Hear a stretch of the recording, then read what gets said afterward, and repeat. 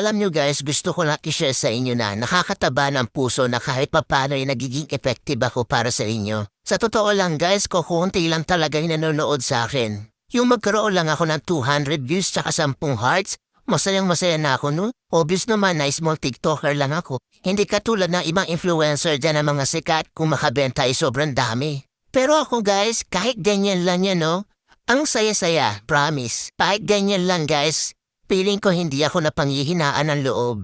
Kumbaga, tuloy-tuloy lang, enjoy lang sa TikTok. Sana naman sa mga mahilig mag-check out dyan, sana lang ma-appreciate nyo din kami mga small TikToker na gumagawa ng mga original content.